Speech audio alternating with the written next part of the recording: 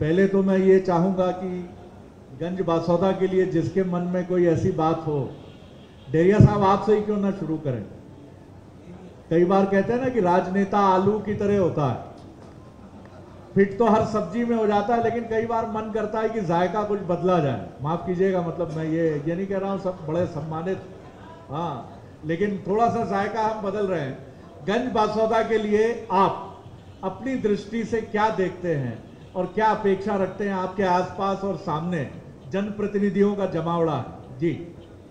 उम्मीदों का गंज बासौदा आपने जैसे नाम रखा है, निश्चित ही बहुत ज़्यादा उम्मीदों का ये गंज बासौदा है। हमारे क्षेत्र की कृषि मंडी हो, बड़ा बड़ा पत्थर का व्यवसाय हो, यहाँ के संपन्नता हो, कृषि क्षेत्र में जो हमारा क्षेत्र है बहुत ज़्यादा उन्नत है। इस देश का प्रथम तहसील स्तरीय कृषि महाविद्यालय गंज बासौदा में स्थापित हुआ। ये बताता है कि कृषि की कितनी महत्वता हमारे क्षेत्र में है। इन्हीं बातों को लेकर आप बासौदा के आने वाले भविष्य की बात करें तो बहुत ज़्यादा उद्योग की संभावना हमारे क्षेत्र में है। आपने कहा कि लोग हैदराबाद, बेंगलोर सब जगह पढ़ने जाते हैं, स्कूली शिक्षा के लिए जाते हैं, बड़ी शिक्षा के लिए जाते हैं, परंतु आज गंज बासौदा जो है, आप देखिए यहाँ पीएम श्री स्कूल स्थापित हो रहे हैं, केंद्रीय विद्यालय है, सीएम राइज हैं, आईटीआई हैं, बड़े बड़े कॉलेज हैं। मैं एसजीएस कॉलेज का जनभागीदारी अध्यक्ष हूँ। अभी कुछ दिन पूर्व हमने उसकी बैठक करी, उसमें निर्णय करा कि पीएचडी जैसा जो कोर्स है, जो शिक्षा का हाईएस्ट स्तर होता है पीएचडी, उसके लिए भी हमने यहाँ पर मांग करी है कि जो हमारा एसजीएस कॉलेज है उसमें पीएचडी जैसी शिक्षा शुरू हो। हमारे क्षेत्र के जो छात्र छात्राएं हैं उनकी शिक्षा के लिए मेडिकल कॉलेज जैसा, आज विदिशा जिले में आप कह रहे हैं कि बेंगलोर जाना चाहिए, बेंगलोर नहीं, हमारे क्षेत्र का छात्र, युवा, छात्रा वो इसी क्षेत्र में हर प्रकार की शिक्षा प्राप्त कर सके, इसके लिए हमारा क्षेत्र बिल्कुल अग्रसर है। मेडिकल जैसी, इंजीनियरिंग जैसी उच्च स्तर की स्कूली शिक्षा हमारे क्षेत्र में है। और योग संयोग की बात है, आप भी कल हैदराबाद से इंदौर आए फ्लाइट से, मैं भी कल ही हैदराबाद से इंदौर आया फ्लाइट से। कनेक्टिंग फ्लाइट थी, जो आपकी समस्या थी, भूख लग रही थी, रात भर मैं भी लाउंज में बैठा, परंतु भोजन नहीं करा। कोई ऐसे साथी थे जो नॉनवेज जगह नहीं खाते हैं। सुबह हमने भी हमारी वही जाहिर करी इच्छा के भाई कुछ खाना है, कोई आसपास ऐसी जगह हो चले। और जो आपके साथ हुआ कि शहर बहुत स्वच्छ है, उस शहर को लेके, उसकी मानसिकता को लेके, उसकी जो शहर की बड़ी बड़ी जगह है या कोई बहुत फेमस जगह है, उसने ऐसे ही हमसे भी बोला। एक छोटी सी जगह लेके गया जो बहुत फेमस है, और वही कचरे को लेके या वही सफाई को लेके उसने बातें मुझसे करी। तो ये एक शहर की मानसिकता है, आपके या मेरे उससे नहीं है, ये उस शहर की मानसिकता है। ऐसा ही मैं चाहूँगा, जैसे अभी आपने थोड़ी देर पूर्व बोला कि आप कांग्रेस के नहीं, आप भाजपा के नहीं, आप आम आदमी नहीं, आप मीडिया से नहीं, आप गंज बासौदा के निवासी हो। आप बात करो उम्मीदों के, गंज बासौदा की बात करो, तो मैं चाहता हूँ कि हम सभी उस उम्मीद की बात करें।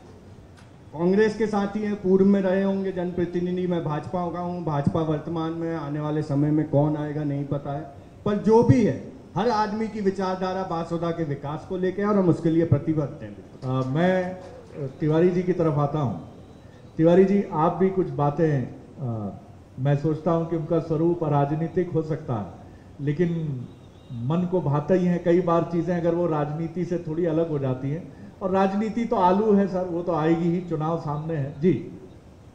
राजनीतिक कारणों से विदिशा और रायसेन पास पास में जिला बन गए, लेकिन हमारे गंज बासौदा की जो संभावनाएं हैं, व्यापारिक संभावनाएं, राजनीतिक, सामाजिक, धार्मिक संभावनाएं, शैक्षणिक, स्वास्थ्य की संभावनाएं, ये सारी संभावनाओं में हम कहीं भी जिला केंद्र से कम नहीं।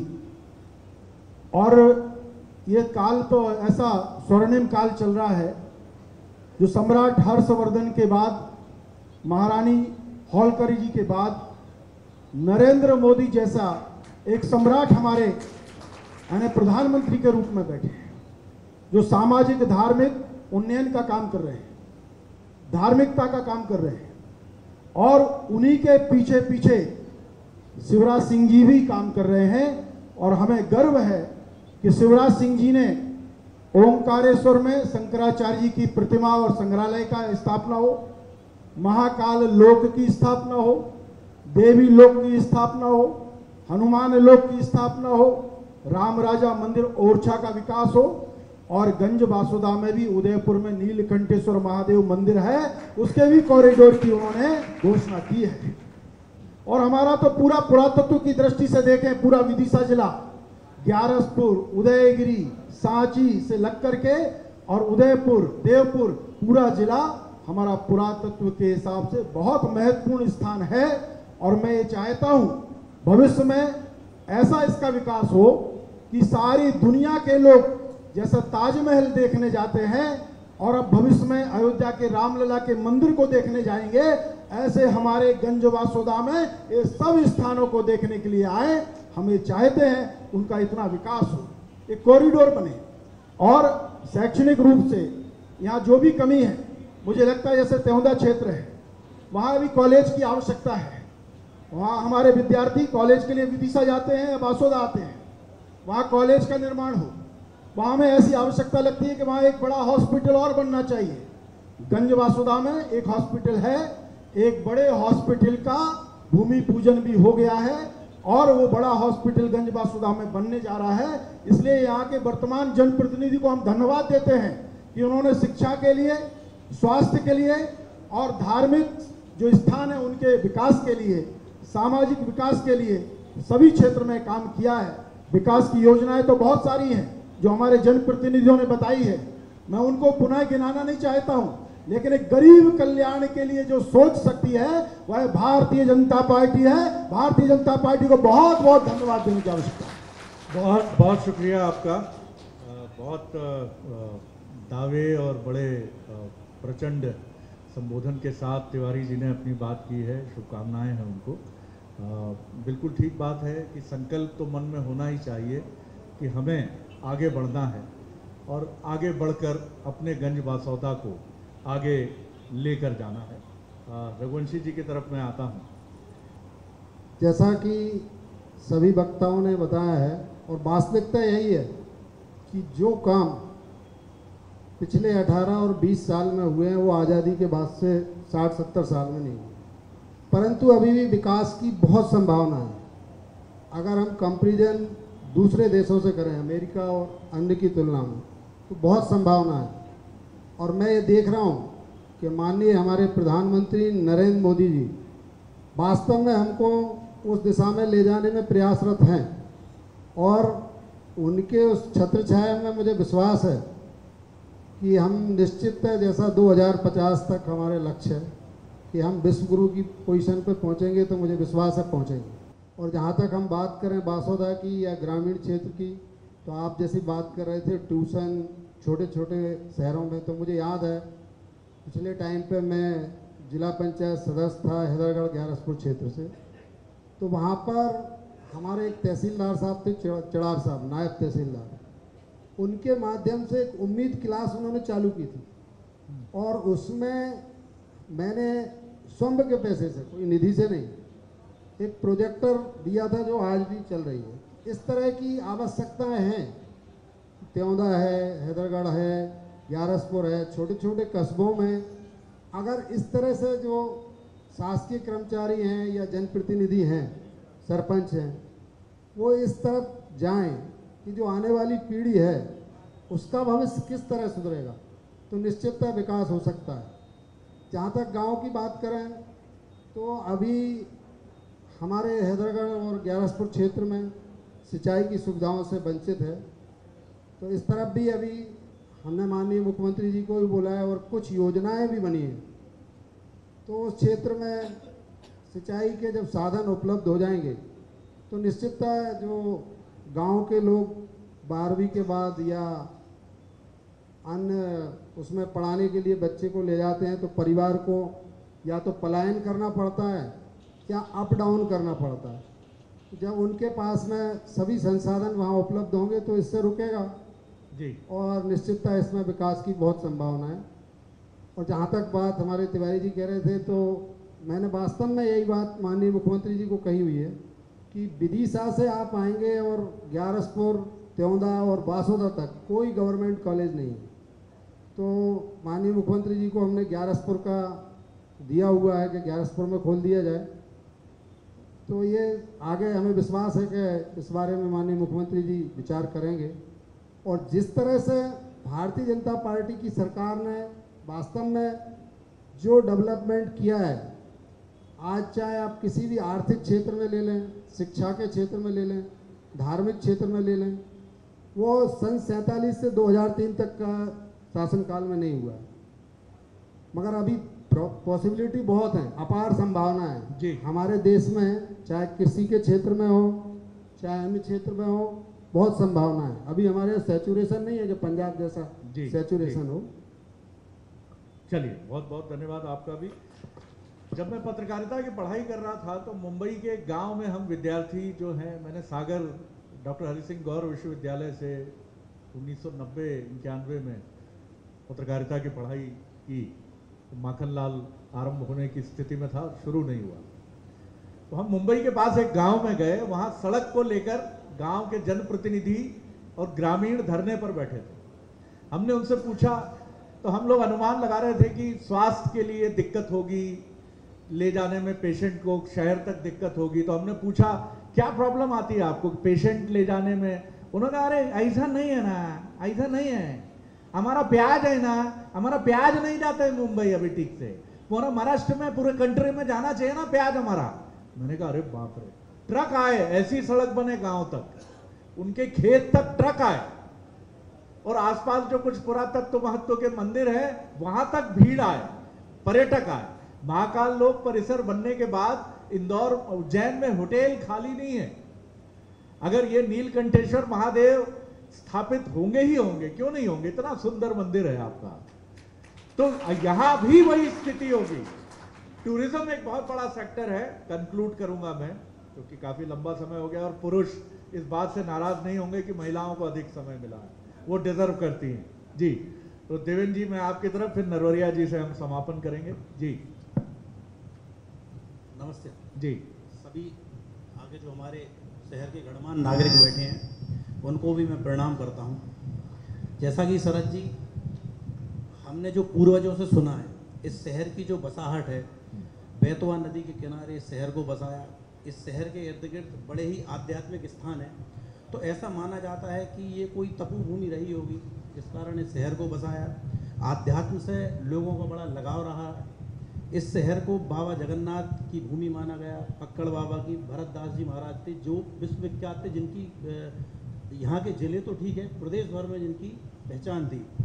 उसके बाद इस शहर को समाज सेवा के नाम में भी दुनिया में इस शहर की पहचान रही। स्वर्गीय बिशन जी भाई शाह हों, पंडित मदन मोहन मिश्रा हों, और भी इतने समाज सेवियों के नाम से इस शहर को जाना गया। वाह, बहुत बढ़िया था, ये अच्छा हमारे लगा लिए मुझे। गर्व का विषय है। हमें अपने पूर्वजों को कभी नहीं भूलना चाहिए साहब। गंज बासौदा के जितने पूर्वज हैं उनको जरूर याद है। तो हम इसको एक अपने गर्व का विषय मानते हैं। सब कुछ ठीक चल रहा है। और दूसरी एक और चीज़ बता दूं कि हम यहाँ जो बैठे हैं या जो नीचे बैठे हैं, हम सब में बड़ा प्रेम है। पार्टी की बात, क्या बात है, तालियां साहब। मतलब कि किसी से हम चाचा बोलते हैं, किसी से ताऊ बोलते हैं, कोई बुआ है, कोई माँ है, किसी से हम बूढ़ी डुकरिया बोलते हैं। मैं अपेक्षा रखता हूं कि कांग्रेस में भी चाचा मौसी ताऊ होंगे आप। होते हैं सर, बिल्कुल हैं। जी। वो मेरे नहीं सर, नीचे भी जो लोग बैठे हैं वो सब आपस में हम सब की कनेक्टिविटी रहती है। तो शहर हमारा ठीक चल रहा है। हमारे नेताओं ने, जनप्रतिनिधियों ने जिस दिशा में पिछले 20 मतलब कई सालों से जहाँ ले जाना चाह रहे थे, वो हमारी गाड़ी ठीक चल रही है। हम लोग जब आपस में चर्चा करते हैं, मैं अखिल भारतीय विद्यार्थी परिषद का कार्यकर्ता रहा हूँ, हम लोग जो चर्चा करते हैं, जो हम शहर के विषय में कभी विचार करते हैं कि हमारी जो हमसे पुरानी पीढ़ी थी, हमारे बाप दादे थे, हम भी गाँव के लोग हैं जी, तो बहुत कमजोरी में रहे, परेशानी में रहे, लेकिन प्रयास ये रहा कि हम बासोदा में मकान बनाने, बच्चों को पढ़ाने लिखाने के लिए हम बाजार में जाएं, और उन्होंने वो किया। आज बहुत बड़ी तादाद में शहर के बच्चे साहब बाहर नौकरी कर रहे हैं, इवन विदेशों में तक कई बच्चे यहाँ की नौकरी कर रहे हैं। कुछ भोपाल पढ़ रहे हैं, इंदौर पढ़ रहे हैं, बेंगलुरु, सब जगह पढ़ रहे हैं। एक ग्रहण जैसा माने या कुछ माने कि पिछले कई वर्षों से एक नशे की प्रवृत्ति ने शहर को थोड़ा सा परेशान किया है। फिर भी मैं उसमें कहूँगा कि पिछले 1.5-2 सालों में जब सबने एक सामूहिक प्रयास किया, सारे जनप्रतिनिधि, सारे लोगों ने बैठकर हम सब ने विचार किए कि ये गलत रास्ते पे कहीं ना कहीं गाड़ी जा रही, तो उसको पिछले 1.5-2 सालों में उसमें फ़र्क है। तो मेरी भी चिंता इस बात की है कि एक राजनीतिक दलों का एक अपना काम है, ये कोई राजनीतिक दल काम नहीं है, लेकिन हमारी समझ में, सोच में कहीं ना कहीं कुछ परेशानी खड़ी हो रही है लोगों की, तो उसको ठीक करने के लिए सब लोग प्रयास कर रहे हैं। उम्मीदों का गंज बासोदा यही है कि अगली पीढ़ी हमारी ठीक हो, अगली जनरेशन हमारी पढ़े लिखे, जो कुछ थोड़ी बहुत विकृतियां आ रही हैं उनको हम ठीक कर लेंगे और प्रयास कर रहे हैं, और ये हमारा आपसे वादा है कि आने वाले कुछ दिनों में हम उसको ठीक भी कर क्या लेंगे। बात है, बहुत बढ़िया। शहर हमारा जहाँ था वहीं पहुँचेगा। देवेंद्र जी, आपने बहुत उम्मीदों की बात की है कि विकृतियों की तरफ भी ध्यान हमारा होना चाहिए, कि शहर में क्या विकृतियां हैं और ये बड़े लोग ही देखेंगे। एक दार्शनिक के पास एक ऐसे ही किसी व्यसन की लत के शिकार व्यक्ति को परिवार वाले ले गए, तो उसने कहा ठीक है, ये जो कर रहे हैं इनको करने दीजिए, बस इनसे मेरा आग्रह है कि ध्यान और थोड़ी उपासना मेरे साथ करेंगे। कुछ दिनों में व्यसन तो पीछे चली गई, अब उनकी व्यसन हो गया था ध्यान और उपासना। तो हमें एक बेहतर विकल्प देना है अपने नौजवानों को। कुंठा, फ्रस्ट्रेशन, कई बार ज़्यादा लाड़ प्यार उन्हें गलत रास्तों पर ले जाता है। आज इंदौर भी इससे जूझ रहा है। इंदौर की हम बार बार बात कर रहे हैं, लेकिन इंदौर में भी ये प्रवृत्ति, दुष्प्रवृत्ति बहुत तेजी से पनप रही है। बहरहाल, लेकिन भारत सनातन है, चिरंतन है, शाश्वत है। इस समस्या का भी हल हम जरूर ढूंढ लेंगे। नरवरिया जी, कंक्लूड करूंगा मैं आपसे और उम्मीद करूंगा कि उम्मीदों के गंज बासौदा के लिए कुछ बहुत उम्मीद भरा, जैसा हमारे अन्य वक्ताओं के उद्बोधन में हमें बहुत उम्मीद दिखी और पूर्ववर्ती महिलाओं ने तो समा ही बांधा। तो आप भी कुछ जी। सर्वप्रथम मैं गंज बासुदा की इस पावन धरा से बंसल न्यूज़ को और शरद जी को बहुत बहुत शुभकामनाएं और धन्यवाद देता हूं कि आप हमारे इस छोटे से शहर में पधारे। आपका बहुत बहुत हृदय से धन्यवाद। मैं विकास की बात करूं तो विकास किसी से छुपा नहीं होता। भारतीय जनता पार्टी की सरकार लगातार जनता की सेवा के लिए हमेशा तत्पर रहती है और भारतीय जनता पार्टी कभी सत्ता के लिए राजनीति नहीं करती। भारतीय जनता पार्टी में एकात्म मानववाद पर विचार हैं और उन विचारों के आधार पर सेवा में काम करने का कार्य करती है। सत्ता के लिए कोई प्रयास नहीं करती। सत्ता तो एक रास्ता है जिससे हम जनता की सेवा कर सकें, ये एक रास्ता है और इससे बड़ा कुछ नहीं। दूसरी बात, मैं पूर्व में माननीय मुख्यमंत्री जी आए थे और उन्होंने उदयपुर मंदिर को लोक बनाने की घोषणा की है और ये हम सब के लिए बहुत गौरव की बात है और उनका लगातार स्नेह प्रेम गंज बासुदा पर हमेशा बना रहता है। क्योंकि क्या है, वो गली गली घूमे हैं, पैदल घूमे हैं, साइकिल से घूमे हैं, तो उनका प्रत्येक पुराने लोगों से उनका जीवंत संपर्क रहा है। तो मैं तो ये चाहता हूँ कि उन्होंने गंज बासुदा को बहुत कुछ दिया है, अब हम लोगों की उनको कुछ देने की बारी है। तो मैं चाहता हूँ कि इस बार वो गंज बासुदा से प्रतिनिधित्व करें और गंज बासुदा से चुनाव लड़ें, तो हम सबको बहुत खुशी होगी। ये विकल्प मुख्यमंत्री जी स्वीकारेंगे कि नहीं, ये तो उन पर ही है, पार्टी पर है। लेकिन ये अच्छी बात है कि कॉन्स्टिट्यूंसी से, जैसे प्रधानमंत्री जी वाराणसी गए तो विकास की एक बयार बही। ये अच्छा है प्रस्ताव, बीजेपी कांग्रेस को ये प्रस्ताव पारित करना चाहिए कि एक ही कॉन्स्टिट्यूंसी से क्यों, बड़े नेताओं को कॉन्स्टिट्यूंसी बदल बदल कर लड़ना चाहिए, जो बड़े पदों पर होते हैं, चाहे वो बीजेपी के हों या कांग्रेस के हों, जिससे तमाम मध्य प्रदेश के अलग अलग क्षेत्रों को विकास की उस गंगा में स्नान करने का मौका मिले। जी, बहुत। आप कुछ और कहना चाह रहे हैं? दूसरी बात मैं ये कहना चाह रहा था कि पूर्व में बताया कि भाजपा ने कुछ नहीं दिया, ये नहीं दिया, लेकिन मैं आप सबसे पूछना चाहता हूँ, सब लोग बैठे हैं, क्या भाजपा ने कुछ नहीं दिया? आप देखिए, गंज बासुदा की बात कर ले, गंज बासुदा में लगभग 8,000 से अधिक प्रधानमंत्री आवास बनकर तैयार हो चुके हैं, 8,000 के ऊपर। और पूर्व की कांग्रेस की सरकार देख लें तो कोई एक भी कहीं किसी गांव में एक भी इंदिरा आवास मिल जाए, एक इंदिरा आवास, हम लोग पूरे गांव में 324 गांव हैं गंज बासुदा विधानसभा, सभी में जाएंगे तो भी नहीं मिलेगा। ये बहुत अंतर है। विधायक जी ने बताया कि 1 रुपये वहाँ से वो भेजते थे और 15 पैसे हितग्राही के पास पहुँचते थे। अब 1 रुपये भेजते हैं और 1 रुपये ही हितग्राही के पास पहुँचता है। ये एक बहुत बड़ा अंतर है।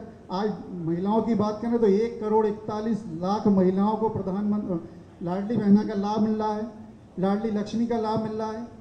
पूर्व की कांग्रेस की सरकार तो मुझे लगता नहीं कि बोलना चाहिए, लेकिन देखेंगे 70 साल में घोटालों की वो चल गई, वहाँ की तो और कुछ नहीं। चलिए चलिए, मुझे लगता है यहाँ कोई उत्तर देने के लिए कांग्रेस की तरफ से नीतू जी वहाँ बैठी हैं, फिर हम बात कर लेंगे इस पर, क्योंकि मुझे लगता है कि ये बड़ा, कई बार माफ कीजिएगा, ये क्या आप लोगों को नहीं लगता कि एक ही जैसा लगता है? कांग्रेस का नेता आएगा बीजेपी ने क्या किया, बीजेपी का नेता आएगा कांग्रेस ने क्या किया। मैं अक्सर ये सवाल जनता के सामने रखता हूं कि क्या कोई भी सरकार हारने के लिए चुनाव लड़ती है? क्या कोई भी जनता की निगाह में गिरने के लिए चुनाव मैदान में उतरती है? कोई भी जनप्रतिनिधि क्या इसलिए चुनाव लड़ता है कि जनता उसे हरा दे? दरअसल कहीं ना कहीं उसकी नीतियां, उसकी कार्य करने की शैली जनता को जब पसंद नहीं आती है तो वो सरकार, लेकिन कोई भी सरकार, वो बीजेपी की हो, वो कांग्रेस की हो, वो सरकार जनता के मन में बसने की कोशिश करती है। कई बार कुछ चूक होती है, बीजेपी से भी हुई होगी, तभी 2018 में 14-15 महीने वो सत्ता से दूर रही और कांग्रेस सत्ता में रही, फिर अंतर्विरोध रहे। कैलाश जी कुछ जोड़ना चाह रहे हैं, लेकिन बहुत कम वक्त है क्योंकि भोपाल में एक आवश्यक कार्यक्रम है, तो मेरा भी शीघ्रता से पहुंचना आवश्यक है। जी शरद जी, आपके माध्यम से मैं एक बात जरूर कहना चाह रहा था। हम लोगों ने लगभग 5 महीने से ग्यारसपुर में एक तालाब है, उसका सफाई का अभियान चला है और हमने देखा कई बार लोग कम आते हैं, कम वो रहता है, मगर अगर प्रयास किया जाए तो इस तरह भी हम जोड़ सकते हैं। तो मैं चाहता हूं कि जनप्रतिनिधि अपने अपने क्षेत्रों में इस तरह के कार्यों को करें, तो उससे जो लोगों का मन जो दूसरी तरफ जाता है उससे भटकने से हटता है। वो वास्तव में बड़ा ऐतिहासिक तालाब है, 66 हेक्टेयर में है और पूरा जलकुंभी से पटा हुआ था। लगभग 5 महीने में हर संडे को हम लोग जाते हैं और अब बहुत लोग प्रेरित होने लगे। लगभग 100 सवा 100 के आसपास लोग आते हैं और हम लोगों ने इसको एक तरह से पंचायती राज के थ्रू कर दिया है। तो हमारे सरपंच जो है वहाँ पर आकर के और अन्य जनप्रतिनिधिगण काम करते हैं। तो मैं चाहता हूँ आपके चैनल के माध्यम से कि जो लोग भी देख रहे हैं वो इस तरह के कार्यक्रम में ज़्यादा से ज़्यादा बढ़ चढ़ कर भाग लें। बिल्कुल ठीक है। 1-2 पत्रकार मित्र कुछ एक पूछना चाहते हैं। आपके लिए एक जानकारी देता हूं शरद जी। जी हमारे गंज बासुदा की नगर पालिका के माध्यम से, और यहाँ पारासरी नदी है, एकदम मध्य में बहती है, उसकी स्वच्छता का, उसका गहरीकरण का, उसका चौड़ीकरण का जन भागीदारी से प्रयास किया और इसलिए नगर पालिका को बहुत धन्यवाद देना चाहिए कि उन्होंने जनता को भी जोड़ा और उसका सुंदरता के काम के लिए प्रयास भी किया। और हमारी एक समिति है, यहाँ कार्यकर्ता बैठे हैं कुछ, बैतवा की स्वच्छता के लिए भी लगातार प्रयास करते हैं। बहुत बढ़िया, बहुत जागरूक, और यहाँ सेवा के कार्य बहुत सारे चलते हैं गंज बासुदा में, और गंज बासुदा को सेवा की नगरी कहा जाता है। मतलब महिलाओं का दबदबा बरकरार रहेगा तिवारी जी गंज बासुदा में। जी हाँ जी, सवाल मर्यादा में और शालीनता से मेरा आग्रह रहेगा कि कई बार माफ कीजिएगा, पत्रकार मैं भी हूँ, हम अपना ज्ञान प्रदर्शित करने के लिए ऐसा सवाल कर देते हैं। सवाल गंज बासौदा की संभावना पर केंद्रित हो और ऐसा हो जिससे गंज बासौदा के जनप्रतिनिधियों को भी यहाँ के विदिशा के आनंद आए। जी सर, धन्यवाद आपके लिए और बंसल न्यूज के लिए जो हमें भी मौका मिला। यहाँ भाजपा के सभी जनप्रतिनिधि हैं, कांग्रेस के भी रहे, यहाँ मंत्री भी रहे और दोनों तरफ से रहे, और माननीय अटल जी और सुषमा जी भी यहाँ से चुनाव लड़ी और जीती, जनता ने जिताया। जनता ये उम्मीद का बासौदा है, इसलिए कार्यक्रम में हम यही कहना चाह रहे हैं कि बासौदा के लिए कोई बड़ी यूनिट अभी तक क्यों नहीं मिली। जो लोग मंडी दीप जा रहे हैं, इंदौर जा रहे हैं काम करने, वो अपने घर पे रह के काम कब मिलेगा उन्हें? तो मेरा सवाल यही है कि यूनिट कब डल पाएगी कोई कारखाना? उद्योग की बात आप कर रहे हैं। जी हाँ बताइए जी। डेरिया साहब आप भी बोल सकते हैं। जी जी पंकज जी, माफी साहब जी।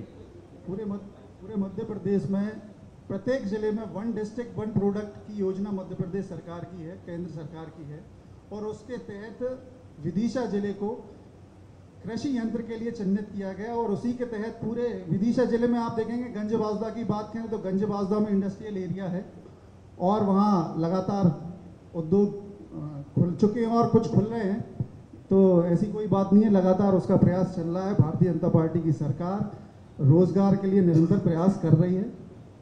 बिल्कुल, एक पंकज जी अपनी बात कहेंगे, लेकिन अभी मैंने एक वेबसाइट पर एक बड़े अखबार की बड़ी अच्छी स्टोरी पढ़ी, तो बस्तर के, हाँ मैं पंकज जी को बोल रहा हूँ, ये कोंडागांव बस्तर में, छत्तीसगढ़ के बस्तर में कोंडागांव एक छोटा सा जिला है। यहाँ के एक किसान क्लास 1 ऑफिसर थे एक नेशनलाइज्ड बैंक में। अब उन्होंने बैंक की नौकरी छोड़कर किसानी शुरू कर दी और अब वो 8 करोड़ का हेलीकॉप्टर खरीद रहे हैं, क्योंकि वो जैविक खेती करते हैं और उन्होंने यूरोप में देखा है कि वहां हेलीकॉप्टर से कीटनाशक का छिड़काव होता है। स्टार्टअप की तरफ सीखो कमाओ का दावा भारतीय जनता पार्टी की सरकार का है। ये स्टार्टअप जितनी तेजी से होगा उतनी तेजी से आगे बढ़ेंगे। ऋतुज एलिया जी हैं, ऋतुज का अर्थ भी बता दीजिएगा सर, बड़ा सुंदर नाम है। बारिश का दिन, जिस दिन बारिश होती है उसको ऋतुज कहते हैं।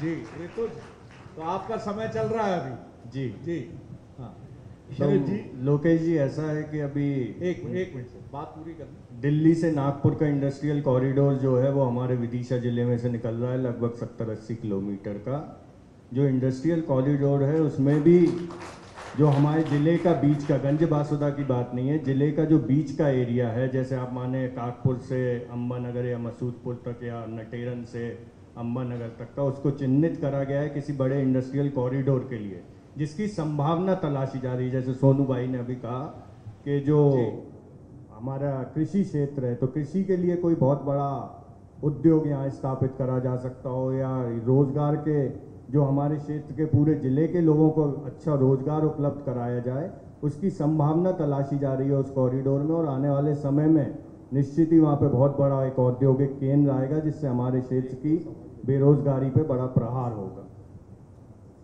बहुत बहुत शुक्रिया ऋतुज साहब, और खूब बरसें ऋतुज जी आप भी, मतलब अपने जीवन में समृद्धि और जन सेवा के लिए खूब बरसें आप। और सावन भी खूब, सावन तो चला गया, भादौ खूब बरसे आप मध्य प्रदेश में। जी, ये हमेशा हमारे जिले में बात होती है कि बड़ा उद्योग क्यों नहीं है। उद्योग के लिए भूमि, पूंजी, श्रम, संगठन, साहस, ये 5 चीज़ें लगती हैं। हमारे पास कृषि है, हमारे यहाँ कृषि कॉलेज है, लेकिन किसान लोग वहाँ जाके प्रोफेसरों से सहायता नहीं लेते कि हमें कौन सा कीटनाशक डालना है। दुकानदार जो बताता है वो डाल देते हैं। अभी हमने खानदानी किसान हूँ, पूसा गया था, पूसा ने आम की वैरायटी ऐसी विकसित की है, छोटे से छोटा पेड़ भी गमले में भी लगा देंगे, 20-20 किलो का आम हर साल निकलते हैं। अगर हम कृषि के क्षेत्र में ही हमारे लोग सारे प्रयास करें तो हमें किसी उद्योग धंधे की जरूरत नहीं है, क्योंकि यहाँ 5 चीज़ें उपलब्ध नहीं है। भूमि, पूंजी, श्रम, संगठन। भूमि से मतलब है उसके लिए उद्योग में लगने वाला कच्चा सामान। पूंजी तो खैर बिल्कुल आप सही कह रहे हैं, बिल्कुल सही कह रहे हैं, क्योंकि हमने एक कार्यक्रम किया था रतलाम में, तो वहाँ ताइवानी अमरूद किसान उगा रहे हैं जो 15 दिन तक खराब नहीं होता। आप बिना फ्रिज के भी रखिए, इतना बड़ा अमरूद होता है। ताइवानी अमरूद कहते हैं, ताइवानी प्रजाति का है, तो सकल पदार्थ है जग माही, सब कुछ है ना। आप अगर उसको ध्यान में रखिए, स्ट्रॉबेरी, मध्य प्रदेश का जो वातावरण है वो स्ट्रॉबेरी के लिए भी ठीक है, संतरे के लिए भी ठीक है, अमरूद के लिए भी ठीक है, और किसान तो कृषि कर्मण ला ही रहा है। तो भैया आ जाओ इस तरफ। जी तिवारी, जैसे प्रभात जी ने कहा, ये बात सही है, लेकिन ये कृषि प्रधान पूरा भारत ही है, और हमारा जिला यहाँ की ऐसी उपज पैदा करता है कि यहाँ की सरवती 306 मुंबई तक में गंजवासुदा के नाम से बिकती है। ठीक बात। हमारे यहाँ का पत्थर, यहाँ जो क्षेत्र में निकलता है पीला और लाल, वह सिर्फ अपने क्षेत्र में उपयोग नहीं होता, वह विदेशों में तक जाता है, उसका एक्सपोर्ट होता है। तो हमारे यहाँ 25,000 से ज़्यादा लेबर हमारे पत्थर क्षेत्र में काम करती है। हमारे कृषि क्षेत्र में यहाँ की उन्नत किस्म की उपज होती है, इसलिए गंज बासुदा में जो संभावनाएं हैं वह पत्थर और कृषि पर आधारित ही कोई बड़ा उद्योग लगे, इसकी योजना जरूर बननी चाहिए। बहुत ढेर सारी शुभकामनाएं, बहुत धन्यवाद आप लोगों का।